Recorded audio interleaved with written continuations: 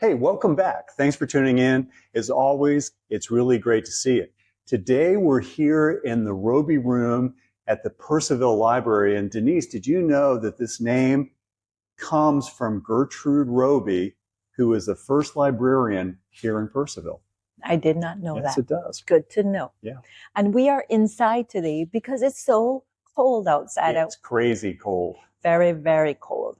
So that's the reason we're inside, but it was important we meet because we have a lot to share with you. Lots going on. A lot has been going on. Everything from the new administration changes that's affecting real estate, everything from the new inflation numbers and the latest statistics for the end of January. Yeah, well, let's go ahead and get started with the inflation numbers. The CPI report was just released at the end of last week, just after we did the video last week.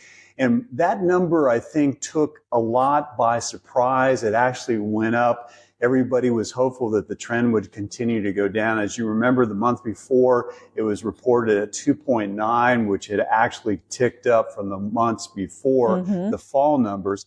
But last week, the number came in at 3%. Not a dramatic increase in inflation, but an increase nonetheless. So, of course, it's speculated what is the Fed chair and the Federal Reserve going to do about interest rates. So we'll report that to you at their next meeting, of course. But the statistics, I think, were once again all over the place. So let's go ahead and get started with those, right? Okay. All right. So the median sold price for January was $650,000. And this was down just a wee bit, 1.5% from last month, and it's actually up a solid 6% from last year, which is really good for home prices. It means home prices in Northern Virginia are holding strong. They are holding strong. The number of homes sold during the month of January was 1,429. This is down 31% from last month and actually up 5% from last year. And again, it could be seasonal. We are just coming out of winter, so it could be the reason that it is so low. Yeah. The number of days on the market, of course, this is the number of days when a property goes on to the MLS as active until it goes under contract. And in the month of January, it was 30 days. Yes, and this is up 5 days from the previous month. And it's up 1 day from the previous year. And what it means is it's taking longer for homes to go under contract. Again, is this seasonal because of the winter season? Everybody's staying inside where it's warm and not wanting to house shop. Or can it be the new norm, which I think it's a combination of both that it's taking longer. Yeah. And it's, again, we always had this funny debate with regard to tracking a month to month or year to year. But I think that year to year, just going up 1 day over the last 12 months kind of takes certainly that seasonal into account, but it also takes that longer term into account. So it just went up 1 day in the last 12 months. Okay, last but not least, the number of homes for sale at the end of January was 2,120. And this is up 17% from the previous month and up 21% from the previous year. So again, month over month and year over year, it's about the same. It's headed in the right direction. And an interesting statistic that we don't quote here are actually the number of new listings that have come on during this period that we're quoting from.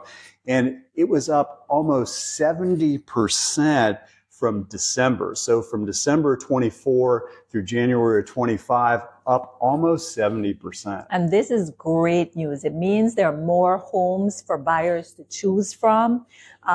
The only other thing they're looking at right now is the mortgage interest rates. And unfortunately, still a bit of an impediment, right? We kept hoping. They're like, it'll go on a gradual decrease. We haven't seen that yet. It's consistently between 6.5 on a good day, as high as 6.9 on days that you're not liking that much. That's but so true. Everybody's saying this is the new normal. Let's settle in with that. And let's get used to it. And I think buyers are getting used to it, to be honest. Yeah, I think we all are for sure. Yeah. Well, I think also there's a lot of things that are happening within the administrative change too that probably have a reflection on some of the things like, employment and other stability type of functions or statistics within the economy as well, right? Yes, and we're getting a lot of questions from our clients in terms of how is this going to affect the real estate market? Yeah. Because you hear about all, so I think it was 75,000 federal employees Yeah, who took that early retirement. took the early retirement. But the fact of the matter that I found out is that in fact the 75,000, if all works out, because that's another issue, would have to keep that job until the end of September. Sure. So they're still employed. So it's not that it's going to affect the unemployment numbers at all, Yeah. or affect housing, like everybody's going to pack up and start to move away. That's not going to happen. That whatever is happening right now, and there are some people who are on probation, unfortunately, that are getting those letters. Yeah, it's sad. But again, everyone is saying it needs to kind of settle down before we see any changes in terms of the housing market. Yeah. Well, you know that I'm a big proponent of listening to Kai Risdahl on Marketplace on NPR. And he had an interesting take last evening on this same subject with regard to unemployment and will there be mass unemployment? How will that affect the real estate market? And one of the points that he went to was that unemployment is still relatively low. It has certainly ticked up. They used an unemployment number last evening of 4%. I'm not sure exactly where that was a mark at, but he looked at the trend. He went from about the 3.2, 3.4. Now it's up to around 4%. But his point was that we better prepare for even lower numbers for unemployment.